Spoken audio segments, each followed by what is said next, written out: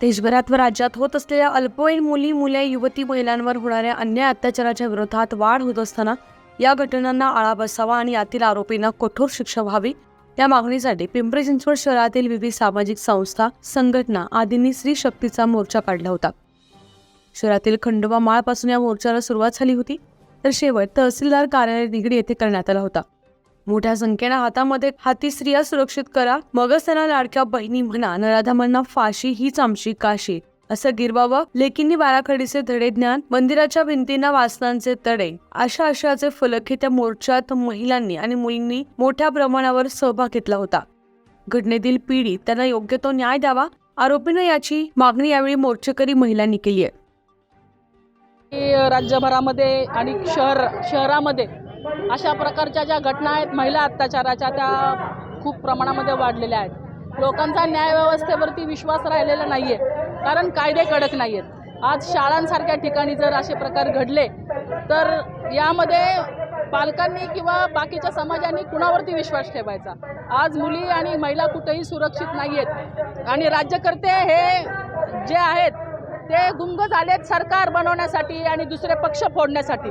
त्यांना बाकीचं काही चाललंय ते माहिती नाही आहे. लाडकी बहीण योजनेचा त्यांना पुरेपूर मतांसाठी वापर करायचा आहे. ते पैसे देत असताना मुख्यमंत्री सगळ्यांना विचारतात, मिळाले का पैसे, मिळाले का पैसे. त्यांनी हे विचारलं पाहिजे की आज तुम्हाला न्याय मिळाला का, तुमच्याकडे झालेली जी केस आहे ती केसमध्ये तुम्ही पूर्णपणे आज तुमचं समाधान झालं का. तर अशा प्रकारचं कुणाचंही वागणं नाही आहे.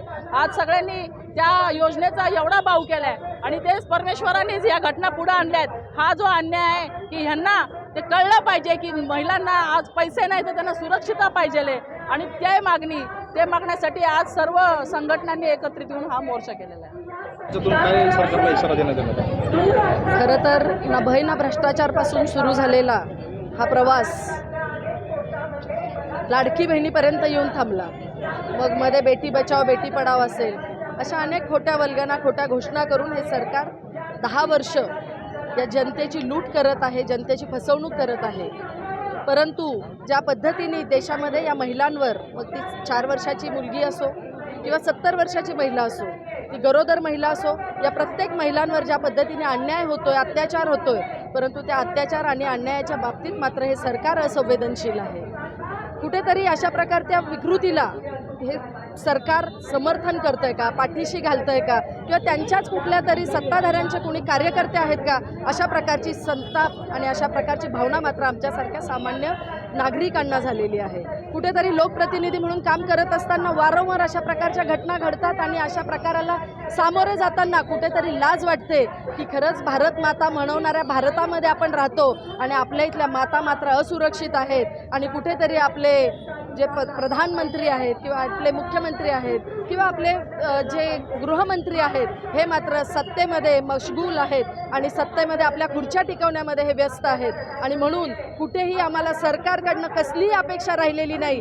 येणाऱ्या काळात कुठल्याही प्रकारचे अन्याय आमच्या महिला भगिनींवर झाले तर या शहराच्या वतीने आम्ही कुठेतरी एक समिती गठीत करू आणि गठीत झालेल्या समितीतून मग कुठलाही अन्याय असू त्या अन्यायाला वाचा फोडण्याचं आणि गुन्हेगाराला जागीच शिक्षा देण्याचं कृत्य किंवा त्या घटना समितीमध्ये आम्ही हा कुठल्या तरी प्रकारचा ठराव करून येणाऱ्या काळामध्ये आम्ही कडक शासन सरकारने नाही केलं तरी आमच्या समितीच्या माध्यमातून करू असा इशारा आम्ही सरकारला देत आहोत. गेल्या 15 वर्षात शाळांमध्ये 2 घटना घडल्यात लैंगिक अत्याचाराच्या. यामध्ये विद्यार्थी वर्ग आणि पालक वर्ग दोघांमध्ये भीतीचं वातावरण निर्माण झालं. या भीतीच्या वातावरणात एक सामान्य नागरिकांना काय आव्हान करा?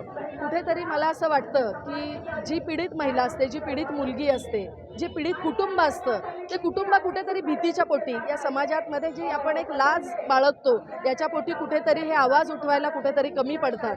घटना घडून अनेक दिवस झालेले असतात आणि मग कधीतरी काही वेगळं प्रकार समोर आल्यानंतर या घटनेला वाचा फोडण्याचं काम केलं जातं आणि मग कुठेतरी तो नराधम सुटलेला असतो, तो बाजूला पडलेला असतो.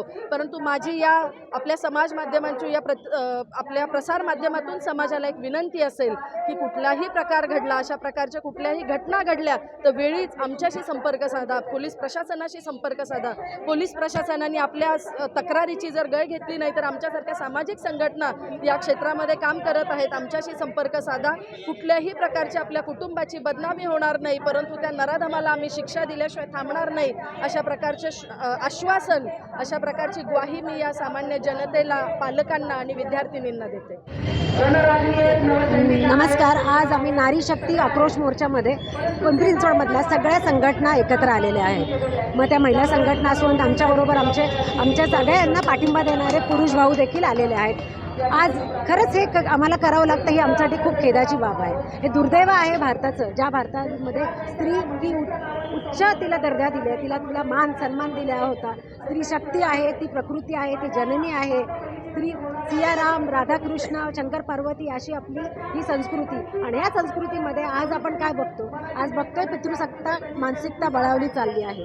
आणि ती पितृसत्ताक मानसिकता आत्ता झाली आहे का? नाही, ती खूप वर्षापासून होत होती. ती 10 वर्षात मात्र तिला आता खतपाणी मिळालेलं आहे. अशा प्रकारात खतपाणी मिळालेलं आहे की आपण या गोष्टी विसरू शकत नाही की जेव्हा स्त्रियाला जिथे सोंगट्याच्या खेळामध्ये स्त्री दावेवर दिली जायची, देवदासी प्रथा पाडली जायची, स्त्रीला अग्निपरीक्षा द्यावी लागायची, स्त्रीला सतील जावं लागायचं आणि त्याचप्रकारे स्त्रीला केशार्पण करायला लावायचे, अशी ह्या संस्कृतीतून ही पितृसत्ताक मानसिकता समोर आलेली आहे. ज्या जिजाऊने श्री छत्रपती शिवाजी महाराज घडवले, त्यांना समर्थ रामदास त्यांचे गुरु आहेत असं सांगणारे हे विद्वान आज बळावले आहेत.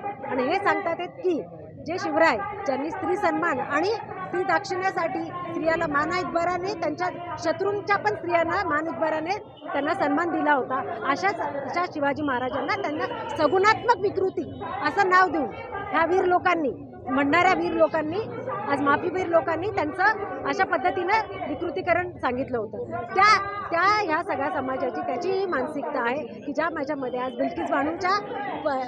बिल्किस बानुकाच्या बलात्कारांना आज असं म्हटलं जातं की संस्कारी आहेत.